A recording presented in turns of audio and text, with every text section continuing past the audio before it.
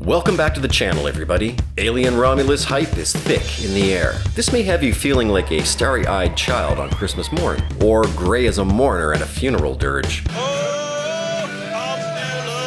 Or in limbo like a meh spouting basement sloth. Oh, sure. Whichever one you are, fish out that errant Cheeto from the crook of your armpit and settle back as we wade through the Alien Romulus experience. And there will be spoilers. From the outset, Alien Romulus makes it clear that it's aiming to recapture the gritty claustrophobic horror that made the original Alien such a groundbreaking film. Gone are the expansive space operas and philosophical musings of the latter entries. Instead, Romulus returns to its basics: a small crew, an isolated setting, and the relentless, terrifying xenomorph presence. I have to give credit where credit is due. Mr. Alvarez's commitment to do justice to the form and tone of Ridley Scott's 1979 Alien is commendable. In the first scene, he brings us back to the opening scenes of Alien as an unknown signal rouses Mother on the Nostromo, as those cute Environ CTR purge screens flicker to life. At least Alvarez had the keen vision to maintain the look of Alien, instead of letting the concept artist go on a Viagra bender and doing the unforgivable, like the visual technological makeover in Prometheus and Covenant. Keeping to a small cast is appreciated, instead of presenting us with a bloated cast of xeno fodder that no one cares about, again like in Prometheus and Covenant. But how does the Rat Pack in Romulus fare? Who will win? Rain is indentured to Weyland-Yutani on a mining planet, Jackson Star. The company pulls out the rug under her dream of escaping this northern Atlantic taintscape where the sun doesn't shine. But by an incredible stroke of luck, her ex and friends have a bead on a company vessel equipped with cryopods, capable of long-haul nappy naps to the paradisal planet Vega. So far, so freaking good. The straightforward story with the tight-knit crew of Gen Z kids looking for a better life. And before we leave Jackson Star behind, I have to say that this is probably the most interesting locale in the movie. Up until now, we haven't had much exposure on life on any functioning colony, with the exception of Hadley's Hope in Aliens 2, during better times, before the infestation. Here we got a live one! Please, kill me.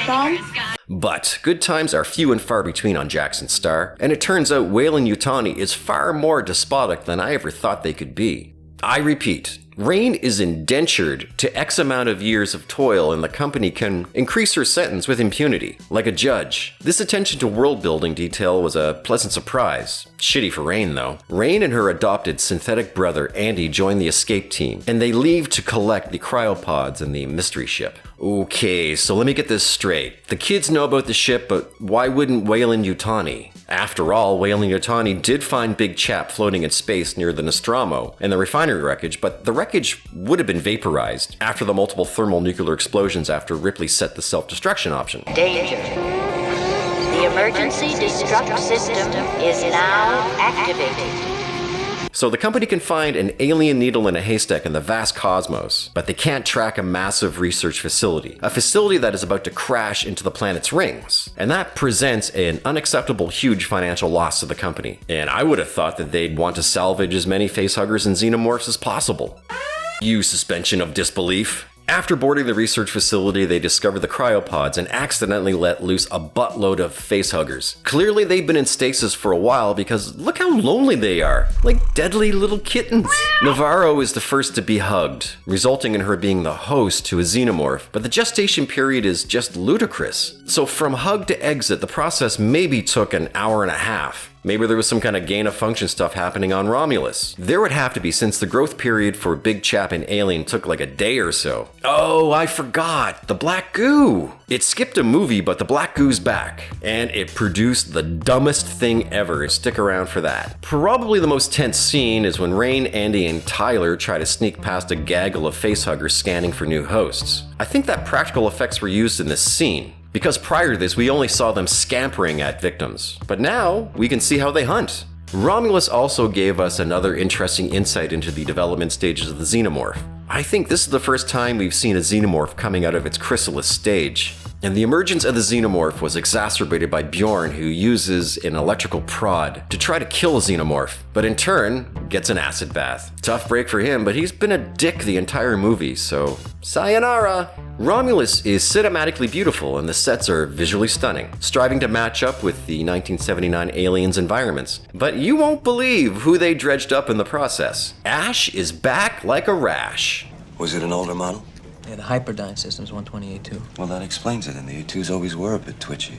And for me, this was the starting point for when shit started going sideways in the movie. And not for the reasons of exhuming him from the past. To me, it makes sense. There are other synthetic models banging around the universe, and Ash wasn't a one-off. So I don't have an issue with him being there, but it's the CGI of Ian Holm, Ash's character from the Nostromo, which looks really off. Disturbingly so. I mean, he was a bad robot, but he was a bit of an entertainer as well.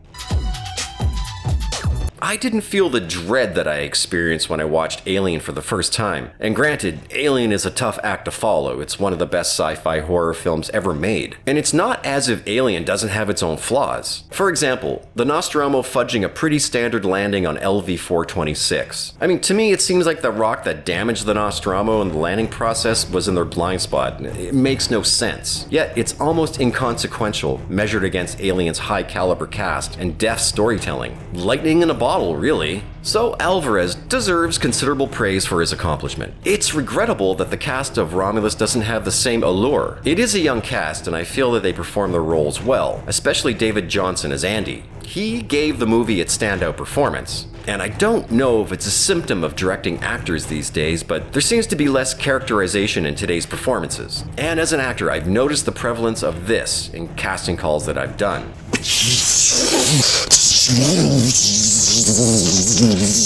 That's right, actor. Just stay the f*** away from me. Resulting in characters I don't really care much for. However, Andy was able to get there, which is freaking ironic considering he plays an artificial person. But otherwise, I wasn't emotionally invested in the fate of 99% of the characters in Romulus. And as you progress along, you start to notice a nod to nearly every single Alien movie in this motley franchise. The Ripley pulse rifle scene in Aliens. Ripley showdown with Big Chap in the escape shuttle in Alien. The black goo and engineer research slant dickery riddled throughout Prometheus and Covenant. I guess Alien 3 gets a pass, but the outlier Resurrection wraps it up with a bow. For here we are, awful manifestation of wanton movie blending taking the form of the Xeno-Human Engineer. You see, Keg, who's preggers, is pretty banged up and decides to inject herself with the black goo, hoping to save her unborn child. I mean, tapping out would have been a better option for her because before everyone's tucked into hypersleep, Keg gives birth to an abomination, the Xeno-Human Engineer, and it's as stupid as it is disgusting. So we have a monster mashup with the DNA from Prometheus, Covenant, and Resurrection. Am I missing anything? And I wish they would have left this mutation out of the film. It's as tacked on as the birth of the squid monster in Prometheus. I mean, Kay's offspring is laughable. Yes, feeding on Kay's black goo is disturbing and its general appearance is disgusting to look at, but at the end of the day, the thing is just ridiculous. Although not as ridiculous as the hybrid in Resurrection. And some of the callbacks to Alien are just straight up cringe. And paying this kind of homage might have been good, but the circumstances birthing a reason to tread this path in the first place is, well, just f*** off. I mean, frankly, Andy uttering that famous line, "Get away from her, you bitch!"